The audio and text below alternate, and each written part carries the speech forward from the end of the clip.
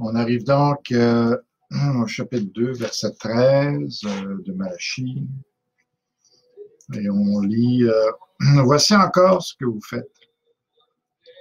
Vous couvrez de larmes l'autel de l'Éternel, de pleurs et de gémissements, en sorte qu'il n'a plus égard aux offrandes et qu'il ne peut rien agréer de vos mains. » Il y a deux compréhensions de ce verset-là qui répondent à la question qui est-ce qui pleure? Les larmes de qui sont impliquées ici? La première des possibilités, c'est les larmes des femmes qui sont divorcées, répudiées. Et l'autre possibilité, c'est les larmes de n'importe qui, finalement, qui dans le peuple, qui vient à l'autel pour présenter des offrandes et puis présenter des prières aussi, parce que ça allait avec, et qui ne reçoit pas de réponse de la part de Dieu. Alors, ça suscite des pleurs, des gémissements, c'est ça.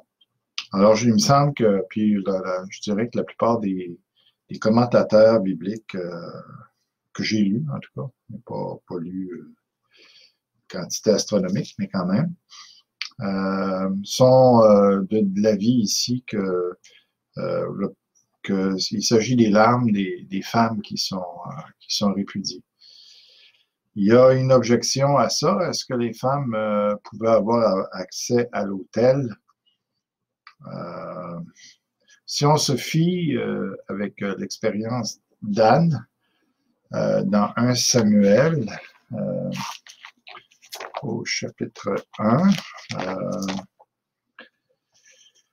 alors en tout cas en parlant de Samuel, quand elle l'eut sevré, elle le fit monter avec elle et prit 3 taureaux, un épha de farine et une outre de vin. Elle le mena dans la maison de l'Éternel à Silo. L'enfant était encore tout jeune. Ils égorgèrent les taureaux et ils conduisirent l'enfant à Élie. Anne dit, « Mon Seigneur, pardon, aussi vrai que mon âme vit, mon Seigneur, je suis cette femme qui me tenait ici près de toi pour prier l'Éternel. » Alors, on voit que Anne, en tout cas, ça répond à la question, est-ce que les femmes pouvaient avoir accès à l'autel pour y faire des sacrifices? En tout cas, c'est le cas ici d'Anne. Alors, ça semble répondre à cet argument-là. C'est ça. Alors, ce qui favorise, selon moi, l'explication des femmes qui sont tellement terrassées par l'attitude de leur mari, s'en vont se plaindre devant Dieu, déverser leurs larmes et prier pour qu'il intervienne. Et puis, le fait qu'en tout cas que leur mari provoque comme ça les larmes de leurs épouses, la détresse de leurs épouses, eh bien,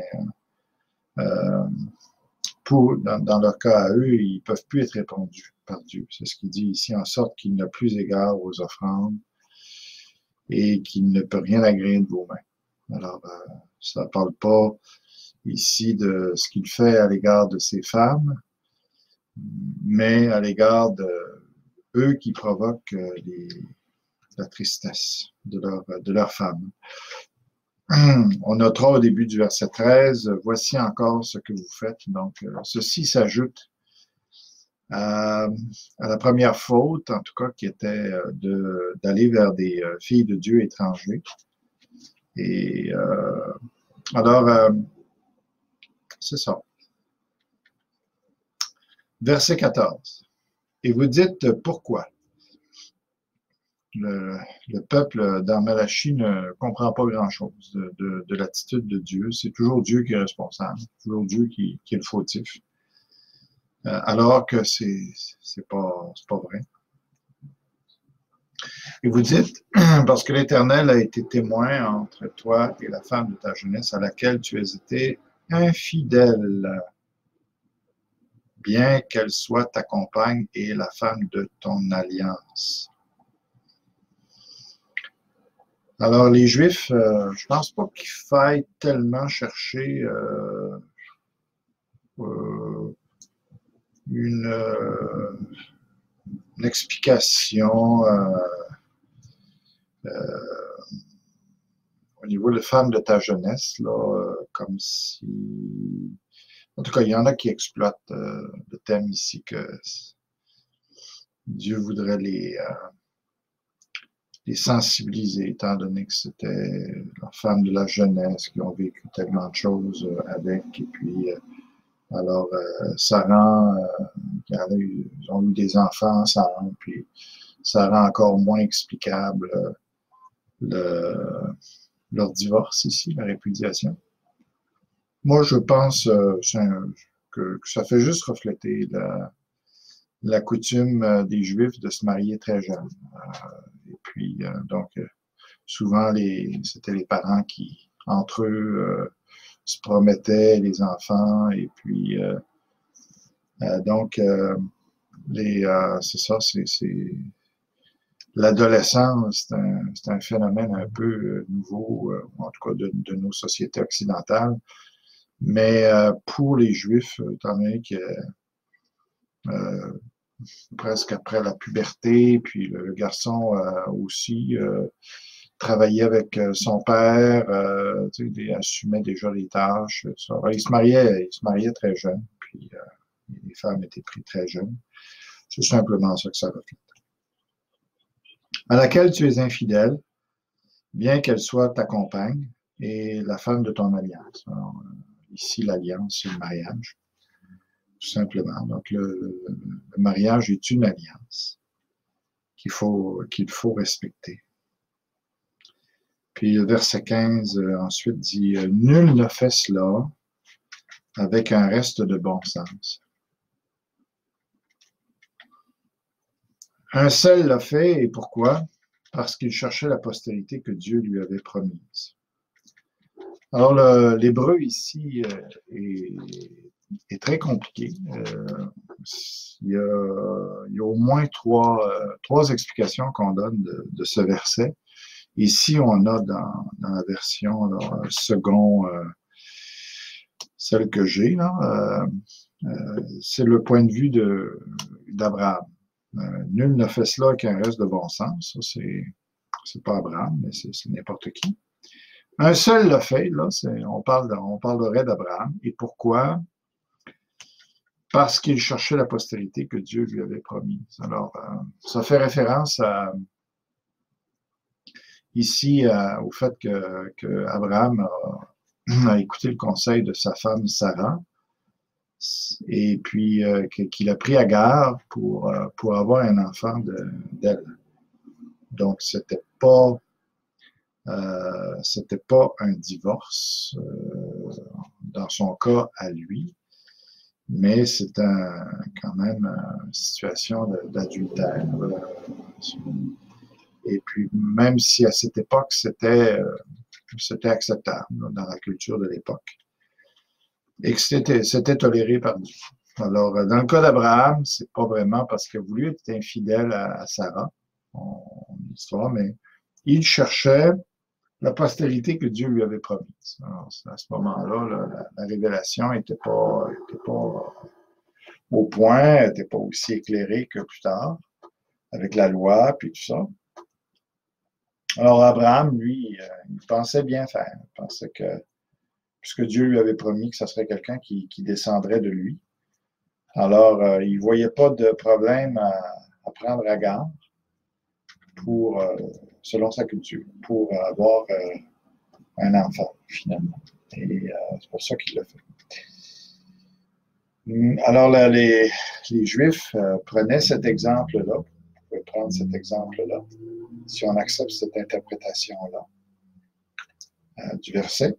Et puis, pour dire tu vois, nous autres aussi, on peut délaisser notre femme, Sarah, dans le cas d'Abraham, on peut délaisser notre femme comme Abraham l'a fait pour Sarah, et puis en prendre une autre.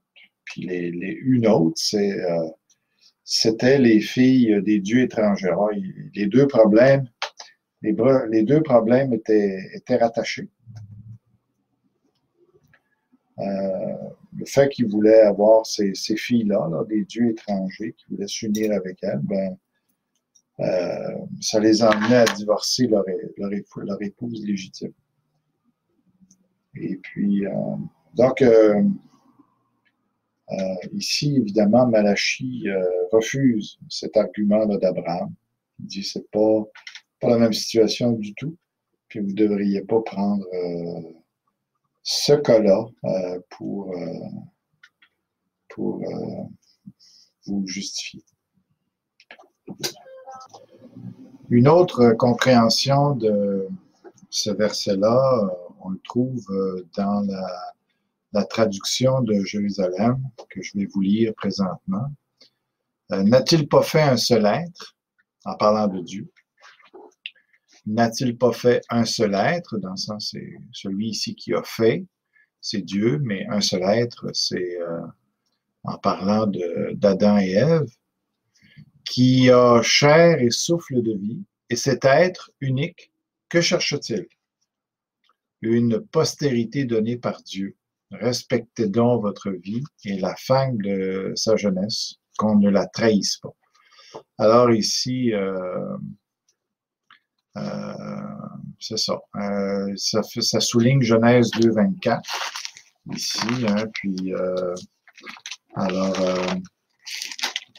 on peut lire ça, hein, c'est pourquoi l'homme quittera son père et sa mère, s'attachera à sa femme et ils deviendront une seule chair. Donc, ça serait une allusion à ça.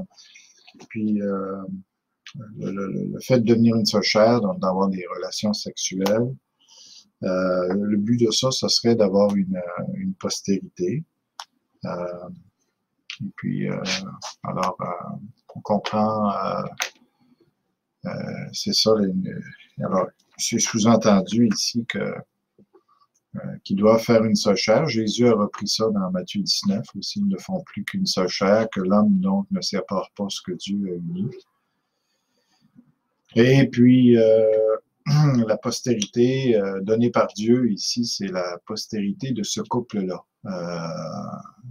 Alors, il y a une allusion ici que s'ils divorcent, leurs femmes de jeunesse, de l'Alliance, leurs enfants ne seront pas légitimes, ne seront pas... La troisième possibilité d'interprétation de ce verset-là se trouve dans la version Darby. Alors, je vais vous la lire. « Et un seul ne les a-t-il pas fait? » Alors là, voyez-vous, le un seul ici, c'est pas le couple humain, mais c'est Dieu ici qui les a faits. Toutefois, il avait le reste de l'esprit. Donc, Dieu se serait servi de son esprit pour le faire. C'est un peu une expression un peu difficile. Ici, toutefois, il avait le reste de l'esprit. Bon. Et pourquoi ce seul a-t-il fait ainsi? En parlant de Dieu, il cherchait une semence de Dieu. En parlant de leurs enfants, qui serait une postérité sainte, en tout cas, en restant unis. Puis là, ça suit. « Or, prenez garde à votre esprit et n'agissez pas perfidement envers la femme de ta jeunesse. » N'agis pas perfidement envers la femme de ta jeunesse. Voilà les différentes traductions possibles. Alors, c'est difficile de départager là, laquelle est la bonne. Mais c'est clair ici que peu importe la position qu'on prend, eh bien, c'est un encouragement à rester unis, à rester mariés pour avoir une bonne postérité. Donc, le divorce affecte les enfants, selon deux de ces traductions-là, en tout cas. Alors, on est, on est totalement conscient de ça. Je pense que lorsque le couple ne va pas bien, se divorce et tout ça, ça a des répercussions sur les enfants. D'ailleurs, dans les Corinthiens, ça parle de 1 Corinthiens 7, je vais vous lire, vous connaissez peut-être ce verset-là. Il dit ici, car le mari non-croyant est sanctifié par la femme, et la femme non-croyante est sanctifiée par le mari. Autrement, vos enfants seraient impurs, tandis que maintenant ils sont saints. Alors, le fait que le couple reste ensemble, alors ça fait des enfants qui sont bénis, qui sont mis à part par Dieu. Le divorce a des très, très graves conséquences à ce niveau-là aussi. Voilà. Alors, donc, c'est un enseignement très clair contre le divorce, un encouragement à la fidélité.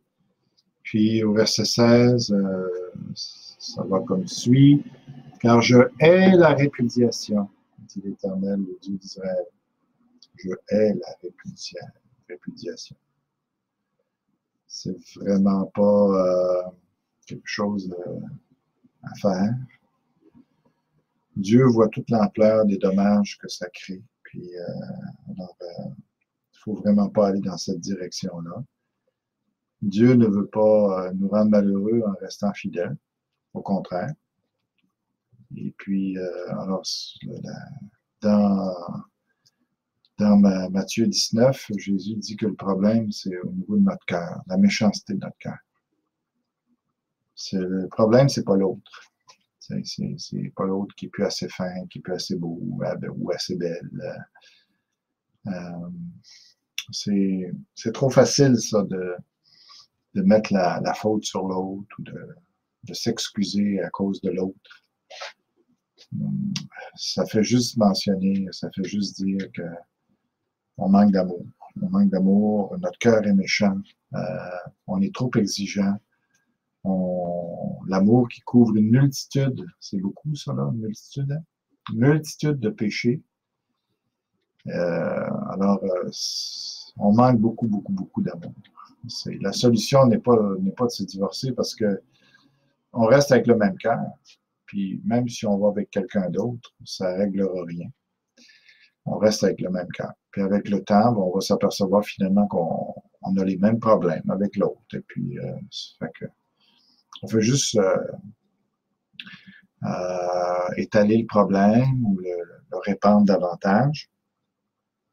Ce qu'il faut, c'est prendre conscience que si on a vraiment de la misère avec l'autre, qu'on n'est pas capable de l'aimer comme on devrait, il faut demander au Seigneur, change mon cœur, Seigneur. Montre-moi comment ça se fait que je n'arrive pas à l'aimer. Comment, tu sais, la parole dit d'être enivré des charmes de notre épouse. Et puis, l'inverse est vrai aussi. Alors, il faut demander, Seigneur, donne-moi de découvrir les charmes de mon épouse.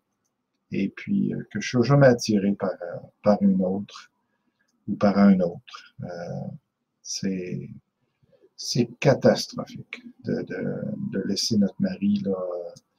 Toute la société, après ça, va en souffrir. Les enfants vont en souffrir. Les parents, les grands-parents souffrent. C'est une tragédie de notre génération, de nos générations. Et il faut mettre un terme à ça. Il faut vraiment mettre un frein à ça. Les chrétiens doivent être à ce niveau-là une lumière, un sel pour notre société. Il faut vraiment que les chrétiens soient fidèles. Si on se dit chrétien, il faut respecter notre alliance envers notre épouse et agir comme Dieu là-dessus, qui lui respecte son alliance. Peu importe ce qu'Israël a fait, Dieu a toujours respecté son alliance. Il les a punis, il les a châtiés, il les a exilés, mais jamais qu'il a rompu son alliance avec Israël. Et puis, ça doit être la même chose avec notre épouse, notre époux. Car je hais la répudiation, dit l'Éternel, le Dieu d'Israël, et celui qui couvre de violence son vêtement, dit l'Éternel. Alors, couvrir un peu ici, ici, on peut le voir de deux façons, là, et celui qui couvre de violence son vêtement, ou qui se couvre de violence comme un vêtement. Alors, c'est deux traductions possibles. Celui qui couvre de violence son vêtement, il y a l'image ici de quand on tue quelqu'un, le sang de la victime nous éclabousse le meurtrier. Alors, il a couvert son vêtement de sang. Et même si le sang ne l'a pas éclaboussé, pour Dieu, c'est comme si ce vêtement-là, son vêtement-là, est couvert de sang. Et puis, alors Dieu va le traiter comme un meurtrier. C'est comme ça. Ben, ce qu'il dit ici c'est finalement, c'est que le divorce, la répudiation, c'est comme un meurtre. C'est comme un meurtre qui ensanglante notre vêtement. Et puis, c'est aussi coupable.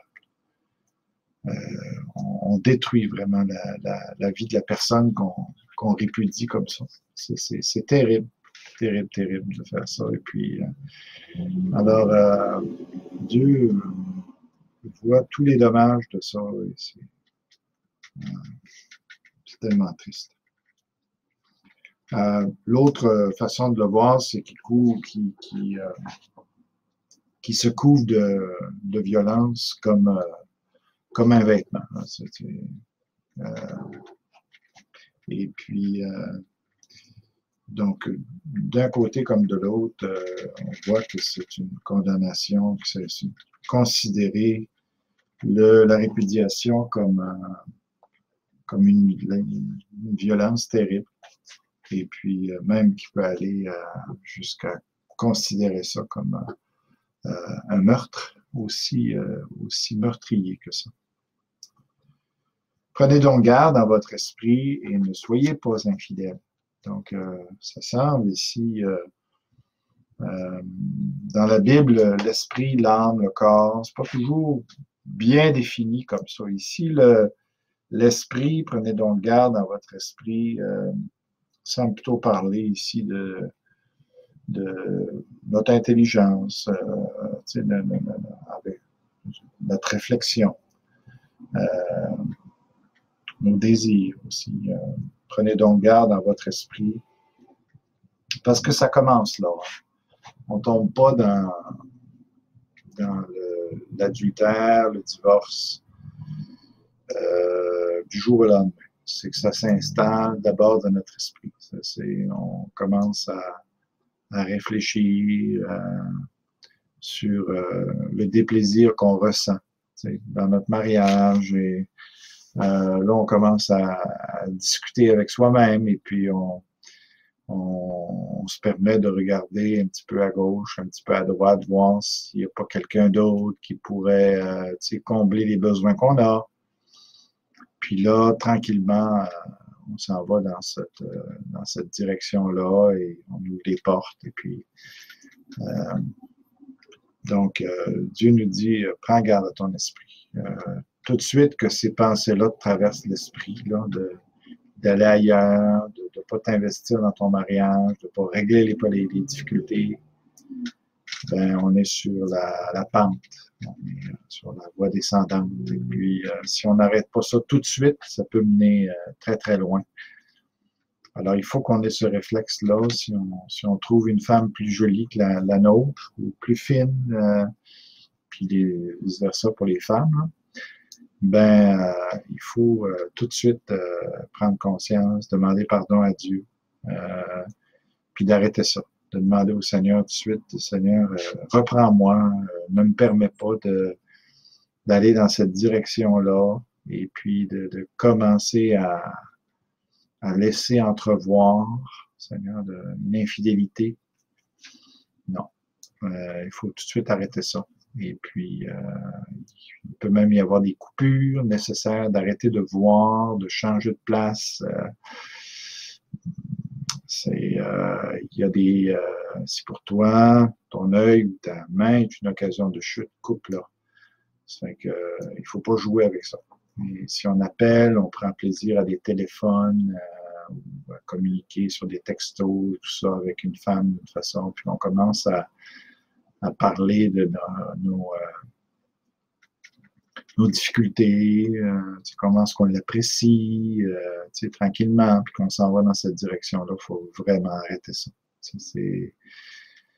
Autrement, vous êtes en train de vous faire prendre dans un piège qui est mortel. C'est ça. Voilà. Et ensuite de ça, donc, on a vu ce deuxième problème qu'ils avaient, qui était le divorce, et puis qui était rattaché avec les unions, avec alors, qu'est-ce qui donnait lieu à l'un? Est-ce que c'était les unions avec les filles des dieux étrangers qui amenaient le divorce, ou si c'est le mécontentement dans le mariage qui amenait l'autre? Peu importe. Les deux semblent ici reliés, mais c'est pas le même problème. Là, on arrive avec les versets, le verset 17. Ça dit, vous fatiguez l'Éternel par vos paroles, et vous dites, en quoi l'avons-nous fatigué? Encore là, ils savent jamais, ils sont jamais au diapason de ce que Dieu pense, ce que Dieu considère. C'est en disant, quiconque fait le mal est bon aux yeux de l'Éternel. C'est en lui qu'il prend plaisir, ou bien il est le Dieu de la justice. Ah non, ou bien, où est le Dieu de la justice? Excusez. Donc, on est rendu assez loin. Dans ça, c'est sûr qu'ils font des sacrifices n'importe comment. Leurs prières ne sont pas répondues. Puis, en plus, alors ils ont l'impression qu'ils sont justes parce qu'ils font ça. Et puis, ils ne sont pas répondus, ça fait que Dieu est injuste dans leur idée. Puis, en plus, ils commencent à regarder, comme le psaume 73, regarde les méchants, ou Job. Job parle de ça aussi. Puis, il y a d'autres auteurs, là, Habakkuk, ils regardent ce qui se passe avec les injustes. Puis, ils trouvent qu'ils ne sont pas si mal que ça, finalement. Il y en a que ça va bien, leur affaire. Ils n'ont pas l'air d'avoir trop de problèmes. C'est que là, 1 plus 1, ça fait 2. Moi, je marche avec Dieu. Je ne suis pas béni. Puis eux autres, ils ne font même pas de sacrifice, ils font rien. Ça se conduit mal. Et puis, tout semble bien aller dans leur vie. C'est pas vrai, là, mais c'est comme ça que ça peut nous paraître. Puis, peut-être qu'il y a des situations où les inconvertis passent par des périodes vraiment, ça semble bien aller, très bien aller. Puis, alors, ils en viennent à la conclusion, pas vrai, ça, Dieu n'est pas juste. Il est avec les méchants aussi bien qu'avec les bons, puis même plus, tu sais, puis ça fait que ils ne se remettent pas en question sur leur sacrifice, sur leur manière de servir Dieu. Tu sais, puis pourquoi est-ce qu'ils ne sont pas répondus dans leur prière? Au lieu de se remettre en question eux, ils remettent Dieu en question. Facile. C'est toujours avec la nature pécheresse, toujours l'autre qui a le problème. C'est la même chose avec le divorce. C'est la femme qui n'est pas bonne. C'est l'autre. Moi, ça se peut pas là, que j'ai des choses à changer. Je suis ben trop ben trop bon, ben trop fin. Hey, mais c'est pas la réalité. Quand tu es rendu que c'est Dieu qui est à blâmer, on est rendu très loin dans notre corruption mentale. Voilà, pour cette section-là. Chapitre 3, verset 1 jusqu'au verset 6. Et donc, on va parler du messager, des messagers, de deux messagers ici, et du travail qu'ils vont faire. Voici ce qu'on lit au verset 1. Voici, j'enverrai mon messager, et il préparera le chemin devant moi. Alors, le thème du messager, hein, Malachi, on l'a dit, hein, mon messager. Donc, ici, Malachi ou Dieu, hein, quand il parle de mon messager. Donc, il y a une allusion sous-entendue ici au nom du prophète qui a écrit le livre. Voici, j'enverrai mon messager, il préparera le chemin devant moi. De qui s'agit-il? Alors, Jésus nous a enseigné sur cette personne-là, mais juste avant, on va aller, permettez qu'on va tourner d'abord dans Malachi 4-6, juste, on va regarder ça un petit peu.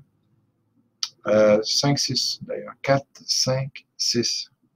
Voici, je vous enverrai Élie le prophète, avant que le jour de l'Éternel arrive, ce jour grand et redoutable. Il ramènera le cœur des pères à leurs enfants et le cœur des enfants à leurs pères, de peur que je ne vienne frapper le pays d'interdit. Donc, on retrouve une allusion à ce verset-là dans Luc chapitre 1, verset 17. Mais en parlant de Jean-Baptiste, donc Luc 1, 13, on va regarder ça tout d'abord. Mais l'ange lui dit, ne crains point, Zacharie, car ta prière a été exaucée, ta femme Élisabeth t'enfantera un fils, et tu lui donneras le nom de Jean. Il sera pour toi un sujet de joie et d'allégresse, et plusieurs se réjouiront de sa naissance. Car il sera grand devant le Seigneur, il ne boira ni vin, ni liqueur enivrante, et il sera rempli de l'Esprit Saint dès le sein de sa mère. Il ramènera plusieurs des fils d'Israël au Seigneur leur Dieu. Il marchera devant Dieu avec l'esprit et la puissance d'Élie. Ça, c'est l'Élie dans l'Ancien Testament. Pour ramener les cœurs des pères vers les enfants et les rebelles à la sagesse des justes, afin de préparer au Seigneur un peuple bien disposé. Alors, l'évangile de Luc, ici, l'évangéliste Luc citant ici, ou en tout cas relatant la naissance de Jean-Baptiste, dit, en tout cas ici, c'est l'ange qui dit, qui affirme que Jean-Baptiste est celui qui va ramener les cœurs des pères vers les enfants et les rebelles à la sagesse des justes afin de préparer au Seigneur. C'est peut-être pas une citation directe de Malachi 4.6, mais les termes sont très, très semblables. Donc, voilà. Et puis, si on va un peu plus loin aussi, dans Luc chapitre 1, ici, c'est Zacharie, le père de Jean-Baptiste, qui prophétise ici. Puis il dit, et au verset 76, voilà, il dit, « Et toi, petit enfant, tu seras appelé prophète du Très-Haut, car tu marcheras devant la face du Seigneur pour préparer ses voies, afin de donner à son peuple la connaissance du salut, le pardon de ses péchés. » Voilà. Et puis, c'est ça. Puis après, on parle de Jésus. Donc, on voit encore ici cette idée de préparer. Ici, le peuple à Jésus. Et puis là, on va regarder quelques citations directes ici de Malachie 3.1 dans Matthieu 11. Matthieu 11, verset 10. On va quand même se donner un petit peu d'arrière-plan. Comme il s'en allait, Jésus se mit à dire à la foule au sujet de Jean. Donc, il s'agit de Jean le Baptiste. Qu'êtes-vous allé voir au désert? Un roseau agité par le vent. Mais qu'êtes-vous allé voir? Un homme vêtu d'habits précieux? Voici, ceux qui portent des habits précieux sont dans les maisons des rois. Qu'êtes-vous donc allé voir? Un prophète? Oui, vous dis-je, et plus qu'un prophète. Car c'est celui dont il est écrit, voici, j'envoie mon messager devant ta face pour préparer ton chemin devant toi. Puis là, il enchaîne en disant, je vous le dis en vérité, parmi ceux qui sont nés de femmes, il n'en était point paru de plus grand que Jean-Baptiste. Cependant, le plus petit dans le royaume des cieux est plus grand que lui. Depuis le temps de Jean-Baptiste jusqu'à présent, le royaume des cieux est forcé, ce sont les violents qui s'en emparent, car tous les prophètes et la loi ont prophétisé jusqu'à Jean. Et si vous voulez le comprendre, c'est lui qui est l'Élie, qui devait venir. Que celui qui a des oreilles pour entendre, entende. On trouve la même chose dans les autres évangiles synoptiques. Marc 1. Commencement de l'évangile de Jésus-Christ, Fils de Dieu, selon ce qui est écrit dans Ésaïe le prophète, voici j'envoie devant toi mon messager qui préparera ton chemin. C'est la voix de celui qui crie dans le désert, préparez le chemin du Seigneur, aplanissez ses sentiers.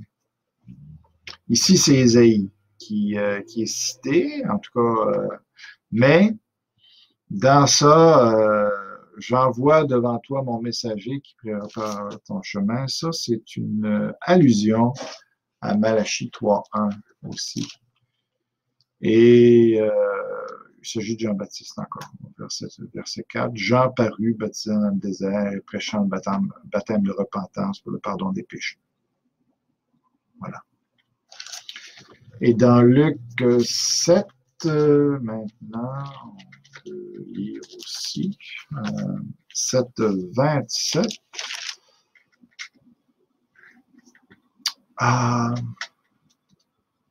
On commence au verset 24.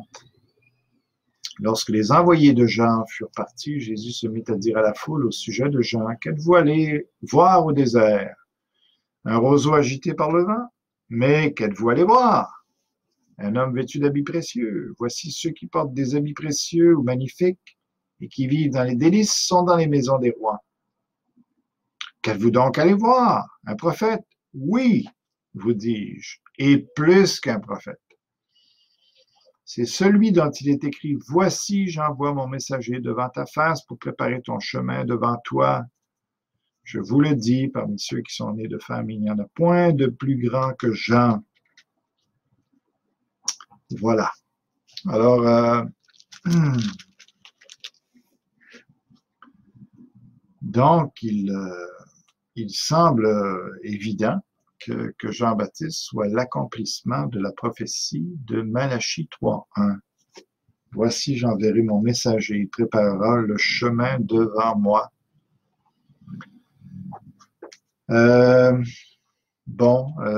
Mais il y a un petit problème avec ça.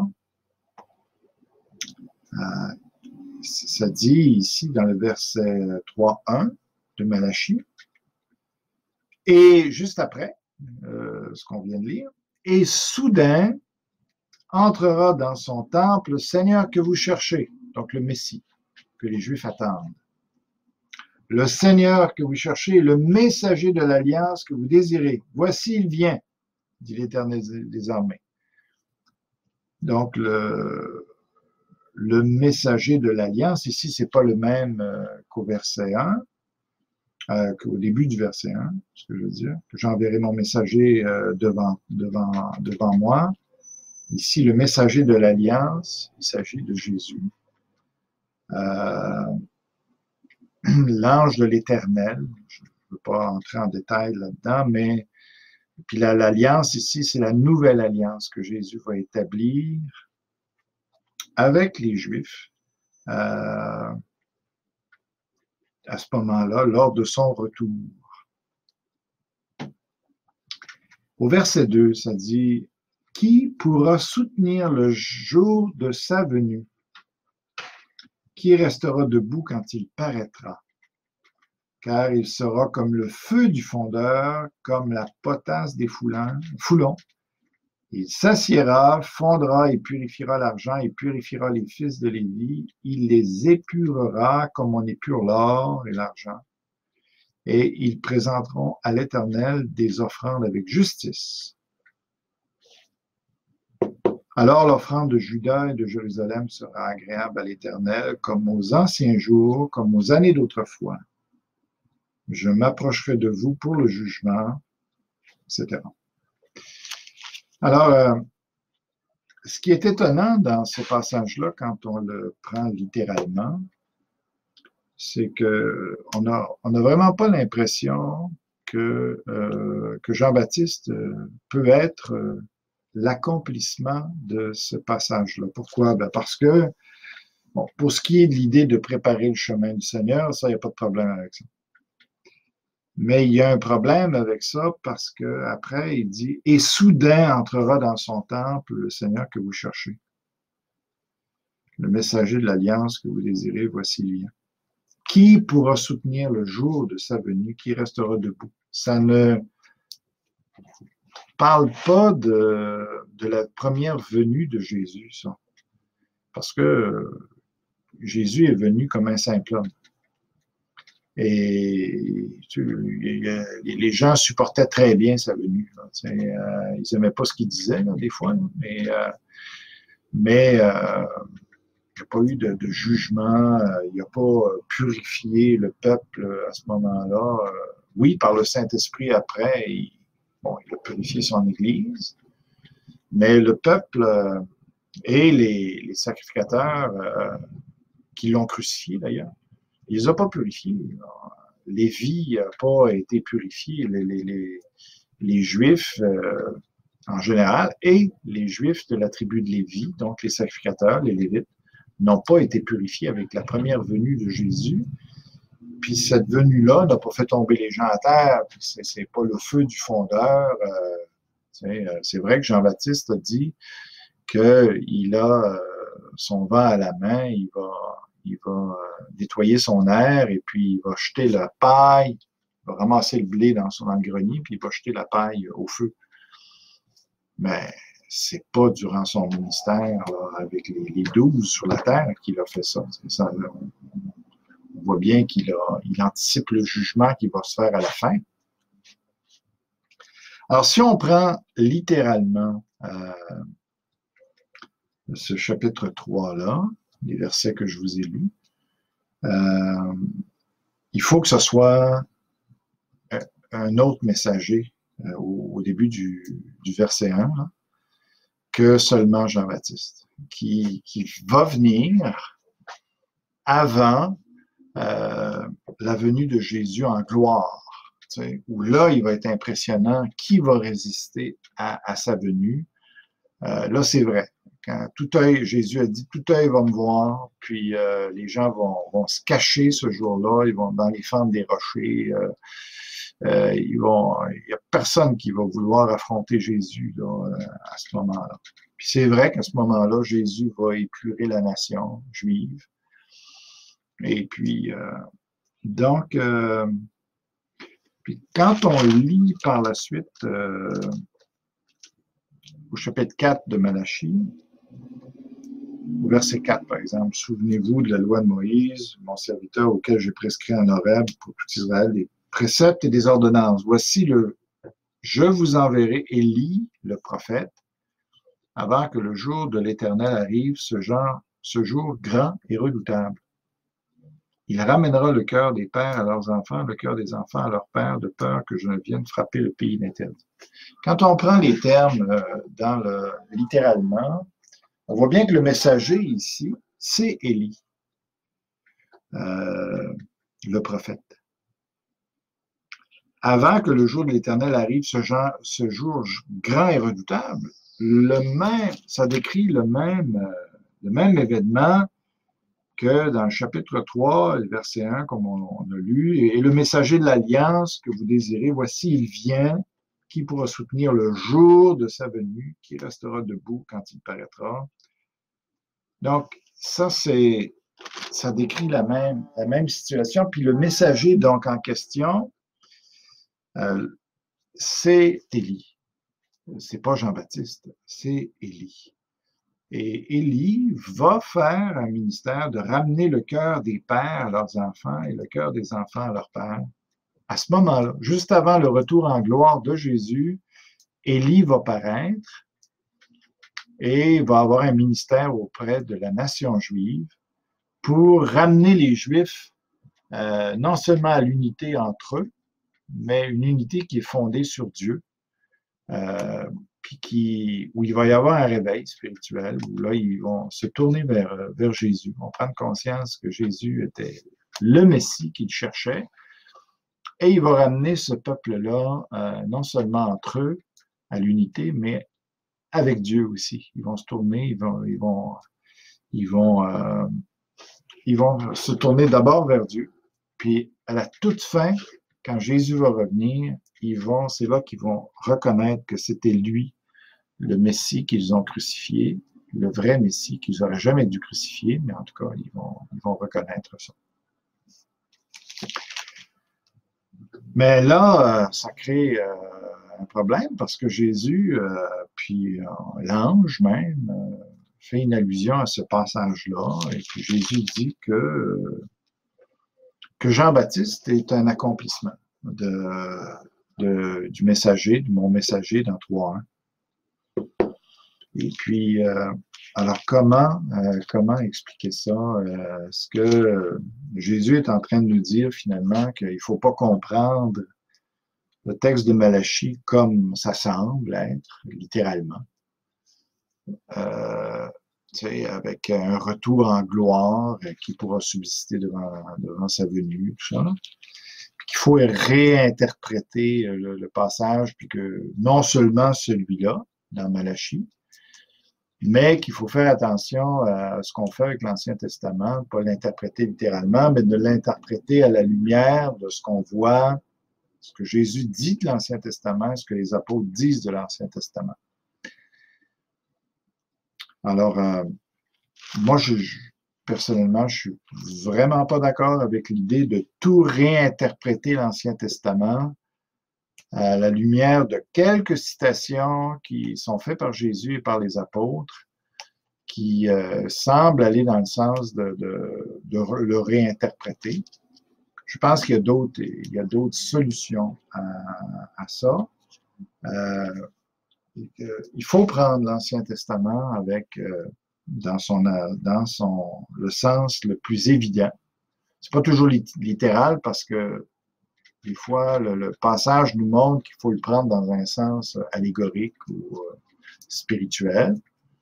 Mais quand il n'y a pas d'indication claire dans le contexte, lorsqu'on lit l'Ancien Testament, qu'il s'agit de quelque chose d'allégorique, il faut le prendre dans son sens le plus évident, le plus dans ce sens-là littéral.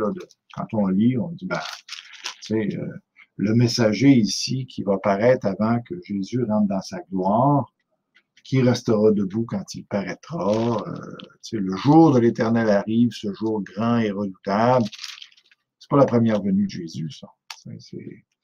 Alors, le messager qui précède ça ne doit pas être Jean-Baptiste non plus. Il doit être Élie, puis il le précise après de qui il s'agit, ce messager-là. C'est comme ça qu'il faut le prendre. Alors, comment interpréter ce que Jésus a dit sur Jean-Baptiste? Ben, moi, je le prends comme ceci, avec d'autres qui simplement disent que, dans un sens, puis si on retourne avec Matthieu 11, hein, ça dit, par exemple, depuis les temps de Jean-Baptiste jusqu'à présent,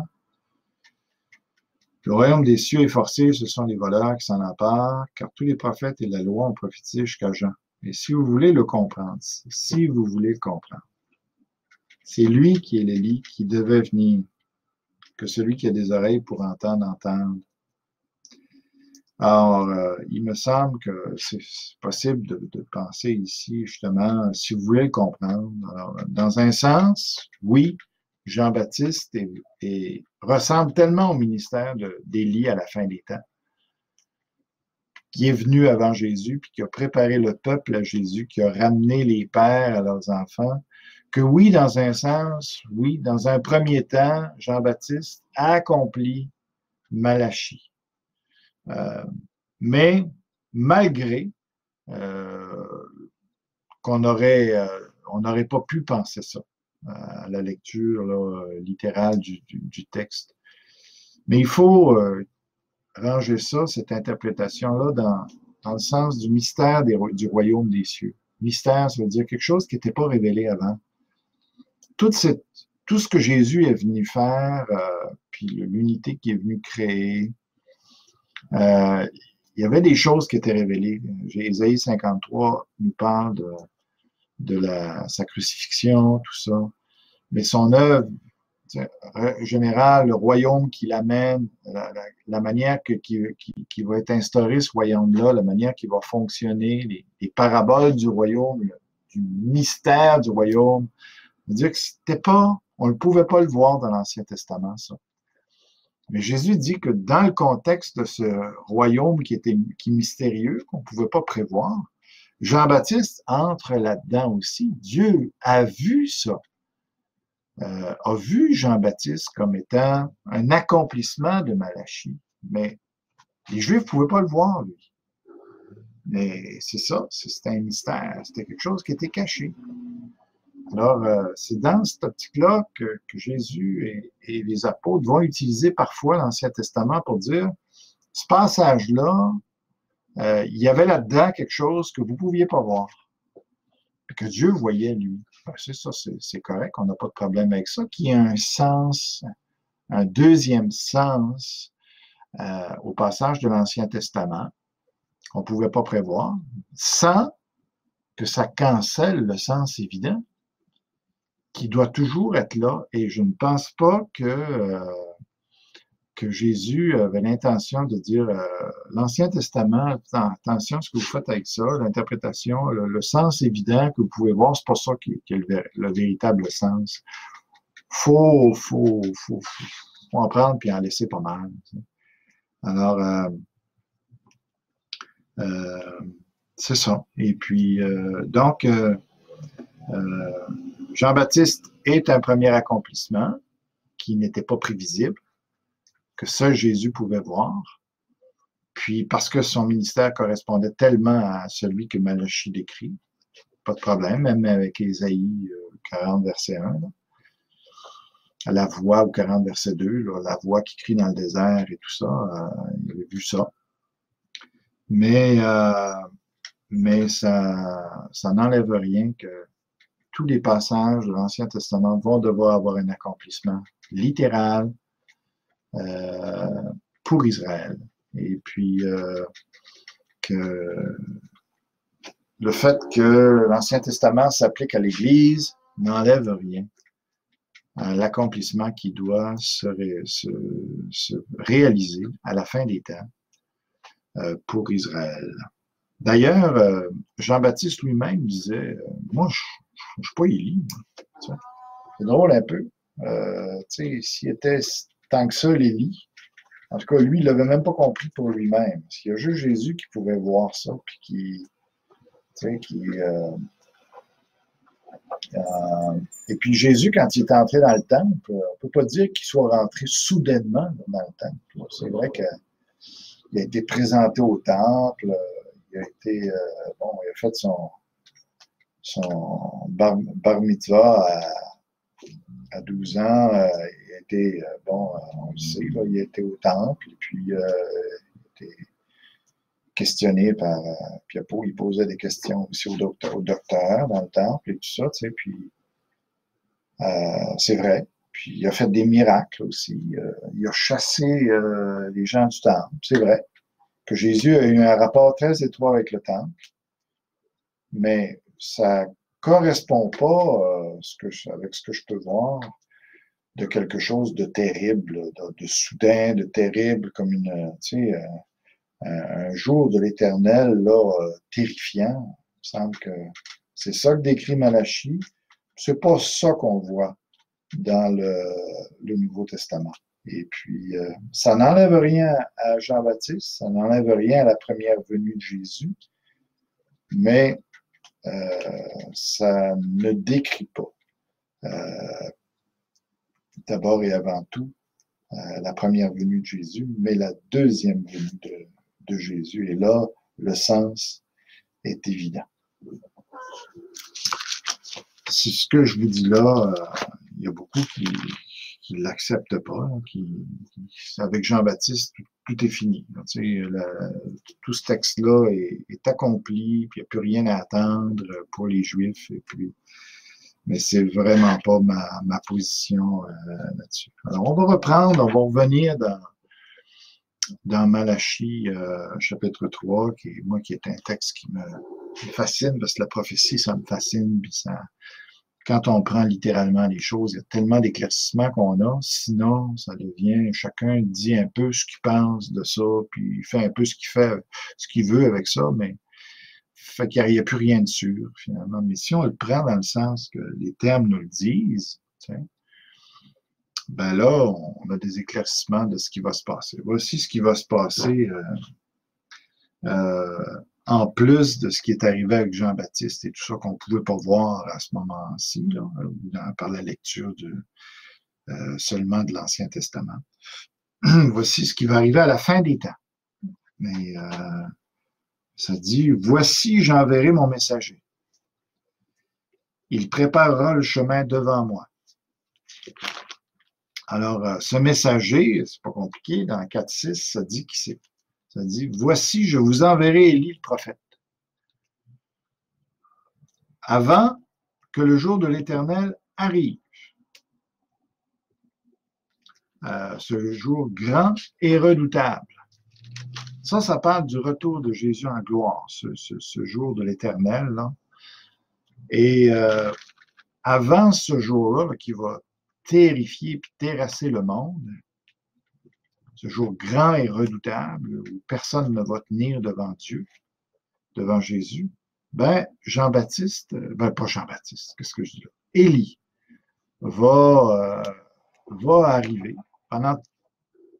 En tout cas, dans l'Apocalypse, on va le voir, si vous voulez bien tourner avec moi, dans l'Apocalypse chapitre 11, il est question des deux témoins. Puis ces deux témoins-là, ils vont accomplir des choses qui ressemblent beaucoup à ce que Moïse et ce que Élie, les prophètes, ont fait dans l'Ancien Testament. Et, par exemple, on peut lire ici, ça dit, ils ont le pouvoir de fermer le ciel afin qu'il ne tombe point de pluie pendant les jours de leur prophétie. On se souviendra d'Élie et Achab dans l'Ancien Testament. Ils ont le pouvoir de changer les eaux en sang, on se souvient de Moïse, et de frapper la terre de toute espèce de plaie. Moïse, justement, à chaque fois qu'ils le voudront. Quand ils auront achevé leur témoignage, la bête qui monte de l'abîme leur fera la guerre, les vaincra, les tuera. Ça, c'est la fin, mais juste avant, il dit, par exemple, ici, il dit, au verset 3, « Je donnerai à mes deux témoins le pouvoir de prophétiser revêtu de sac pendant 1260 jours. 3 ans et demi, finalement. Ce sont les 2 oliviers et les 2 chandeliers qui se tiennent devant le Seigneur de la terre. Si quelqu'un veut leur faire du mal, et du feu sort de leur bouche et dévore leurs ennemis. Moi, je crois que Élie est un de ces 2 témoins-là, et que pendant 3 ans et demi, alors que les Juifs vont avoir été chassés au désert par l'Antéchrist, donc dans la région du pays d'Israël, en allant vers l'Est, ils vont se retrouver au désert pour fuir l'Antéchrist. Et durant ce ministère, la voix dans le désert qu'Ésaïe parle aussi dans Ésaïe 40, verset 2, la voix qui crie dans le désert et tout ça, va avoir un accomplissement beaucoup plus grand encore qu'avec Jean-Baptiste. Et ça va être le ministère de Jean-Baptiste auprès de la nation d'Israël pendant qu'ils vont être pendant 3 ans et demi au désert. Apocalypse 12 nous parle de ça. Et Élie va avoir un ministère pendant cette période-là, puis il va préparer le peuple d'Israël à Dieu, à revenir à Dieu. À ce moment-là, ce ne sera pas à Jésus, mais ce sera à Dieu de se reconsacrer, de se purifier. Mais tout ça va finir par préparer le peuple éventuellement à la venue de Jésus, parce que quand lui va se présenter dans sa gloire, ils vont dire « Wow! » C'est lui qu'on a, tu sais, c'est lui le Messie, c'est lui le Sauveur, c'est ça. Alors, c'est de ça que Malachie parle, de cette période de 3 ans et demi, où Élie va être un messager devant la face de Jésus-Christ. Alors, voici, j'enverrai mon messager, verset 1, Malachie 3:1. Il préparera le chemin devant moi. Et soudain entrera dans son temple le Seigneur que vous cherchez, le messager de l'alliance que vous désirez. Voici, il vient, dit l'Éternel des armées. Alors, Jésus va à la fin des temps, après cette période où Élie aura été dans le désert avec le peuple d'Israël, eh bien, Jésus va revenir, entrer dans son temple, va purifier le temple de l'Antéchrist et tout ça, puis il va prendre place. Et là, ça va tellement, hein, la présence de Jésus va tellement être glorieuse, toutes les nations vont le voir et tout ça. Puis celle-là, c'est le verset 2, ça dit « Qui pourra soutenir le jour de sa venue? Qui restera debout quand il paraîtra? » Il va être tellement glorieux, tellement dans sa puissance avec tous ses anges, et puis avec nous qui allons être avec lui. Aussi, il n'y a personne qui va résister à cette venue-là. Tous les hommes vont fuir devant ça et ils vont être terrassés devant Jésus-Christ. Car il sera comme le feu du fondeur, comme la potasse des foulons. Il va purifier la terre de toutes ces injustices, soit par la mort des pécheurs. Il y a beaucoup de gens qui vont mourir à ce moment-là, tués par Jésus-Christ. C'est aussi la période d'Armageddon, où toutes les nations auront envoyé de leurs armées pour envahir Jérusalem. Et là, quand ils vont être sur le point de raser Jérusalem de la carte, de raser les Juifs de la carte, Jésus va intervenir dans la gloire. Et puis, il va tuer ces armées-là, il va les massacrer. Et il va triompher d'eux autres. C'est triste, mais en même temps, c'est glorieux. Et là, il s'assiera. Jésus va s'asseoir dans son temple. Après avoir terrassé, hein, après avoir, comme le feu du fondeur, détruit ces nations-là venues contre lui, contre les Juifs, contre sa nation. Il s'assiera, Jésus s'assiera dans le temple, fondra et purifiera l'argent, il purifiera les fils de Lévi. Qu'est-ce qui va se passer là? Bien, il va faire là, c'est là que la nation juive va connaître sa nouvelle naissance, où l'Esprit de Dieu va venir en eux. Et toute leur nature pécheresse va être va être euh, renouvelé par le Saint-Esprit dans leur vie et ils vont être purifiés. Ils vont être capables de marcher avec Dieu à partir de ce moment-là. Et Dieu va les purifier de leurs péchés, de leur nature pécheresse, qui n'aura plus de pouvoir sur leur vie, mais c'est vraiment le Saint-Esprit qui va remplir ce peuple-là. Quelque chose que déjà on expérimente, par la foi en Jésus-Christ avec le Saint-Esprit, on a déjà commencé à marcher dans cette direction-là. Mais pour eux, ça va être dramatique. Là. Ça va se faire d'un coup. Où toute la puissance du Saint-Esprit, de régénération du Saint-Esprit, de renouvellement va se faire instantanément. Puis les Juifs, le peu de Juifs qui va rester, mais la nation qui va rester à ce moment-là, va être complètement renouvelée par le Saint-Esprit pour qu'ils puissent marcher avec Jésus-Christ, adorer Jésus-Christ, le servir, sans qu'il y ait de lutte en eux. Ça. Voilà. Que c'est beau. Là, les sacrificateurs vont servir Jésus-Christ comme jamais. Et puis, il les épurera comme on épure l'or et l'argent. Il n'y aura plus de péché dans leur vie. Il va les purifier entièrement. Et ils présenteront à l'Éternel des offrandes de justice.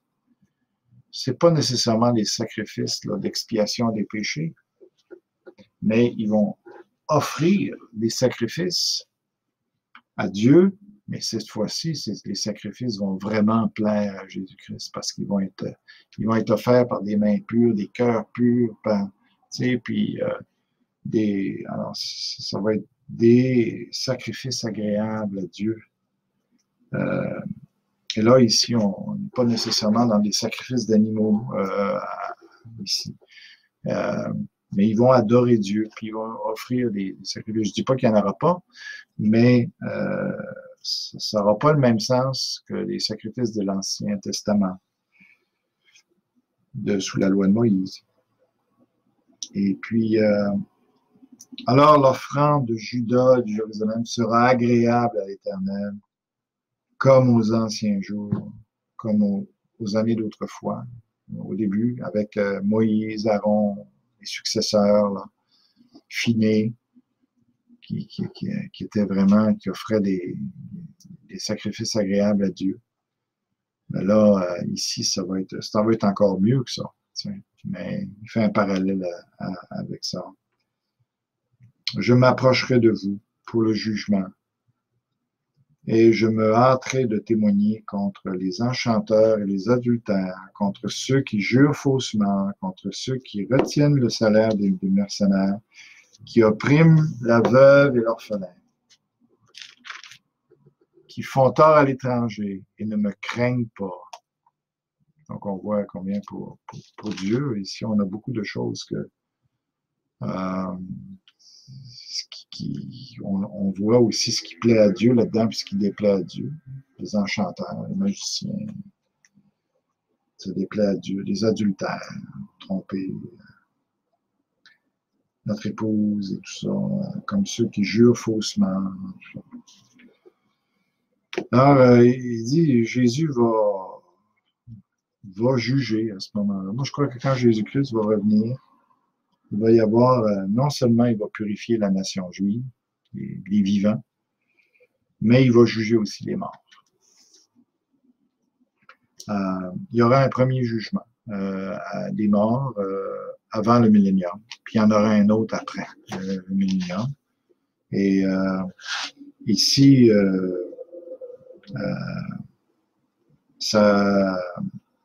je pense que ça parle d'une autre catégorie de gens. Ce ne sera plus les Juifs qui se seront convertis dans le retour de Jésus, avec Élie, puis dans le retour de Jésus.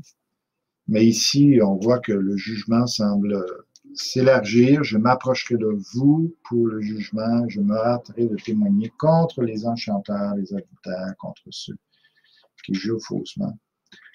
Alors, ici, c'est une autre catégorie de gens qui vont être jugés ici par Jésus. Il y aura un jugement. Ici, voilà. Malachie 3.5, juste pour faire suite à ce qui a déjà été dit. Il dit, je m'approcherai de vous pour le jugement. Important de mentionner, je m'approcherai de vous pour le jugement. Je me hâterai de témoigner contre les enchanteurs, les adultères, qui font tort à l'étranger, ne me craignent pas, et tout ça, car je suis l'Éternel, je ne change pas. Et vous, enfants de Jacob, vous n'avez pas été consumés. Alors, est-ce que c'est en train de dire que, en même temps qu'il y aura une conversion ici du peuple le juif, de tous les juifs qui resteront vivants, et en même temps qu'il va les purifier, tout ça, qu'il va leur donner une nouvelle naissance, qu'il va leur donner la capacité de marcher avec lui dans la sainteté pour 1000 ans, sur cette terre-ci, qui aurait été purifiée. En même temps, il va quand même évaluer leur vie, il va juger leur vie. Et puis, si en dernier ils se sont convertis, quand même, Dieu va évaluer leur vie passée ici, va souligner les choses qu'ils ont fait. Qu'est-ce que ça va générer pour le millénium? On ne sait pas. Pourquoi est-ce que Jésus va faire ça ici? S'il s'agit de ceux qui sont purifiés, de ceux qui sont sauvés, qui se sont convertis à la toute fin, pourquoi est-ce que Jésus va revenir sur leur vie passée avec leur conversion, avant leur conversion? Parce que il ne veut pas laisser passer les choses non plus. C'est vrai qu'ils sont pardonnés, c'est vrai qu'ils se sont convertis, mais ça n'empêche pas que Jésus a l'intention, même pour nous, je pense, de nous montrer notre vie, de quoi on a été pardonné, qu'est-ce qu'a été notre vie, pour qu'on puisse apprécier aussi le salut qu'il nous offre et combien on avait besoin de repentance, qu'on puisse réaliser vraiment notre salut. Puis, alors, ça se peut que ce soit ça. C'est probablement la meilleure explication parce que quand Jésus va revenir, les destructions vont être telles qu'on peut difficilement voir qu'il va y avoir encore des Juifs vivants ou des Juifs qui ne se seront pas convertis avec la venue de Jésus. D'ailleurs, Romain va nous parler de ça aussi, que toute la nation va se convertir à la fin. Donc, il ne reste pas de Juifs vivants qui ne seront pas sauvés puis qui seront des enchanteurs, des adultères, des gens qui jurent faussement, etc. Là, tu sais. Donc, s'il s'agit des Juifs vivants, c'est des Juifs sauvés qui ont été purifiés, mais qui vont avoir le faible de leur vie quand même, qui va se dérouler, puis que Jésus va leur montrer la vie, combien ils ont eu tort de faire tout ce qu'ils ont fait contre lui. Puis tout ça. Sinon, on est obligé d'aller ici, ça pourrait parler de la résurrection des Juifs d'avant qui vont être jugés, puis eux qui n'auront pas été sauvés, puis qui vont être devant Jésus comme des enchanteurs, des adultères et tout ça. Donc, ce verset-là pourrait laisser sous-entendre justement qu'il y aura une résurrection des morts aussi, et que ces morts-là, n'ayant pas accepté pour la plupart Jésus-Christ, vont être condamnés. Voilà, c'est ça. Et puis, au verset 6, ça dit « Car je suis l'Éternel, je ne change pas. Et vous, enfants de Jacob, vous n'avez pas été consumés. »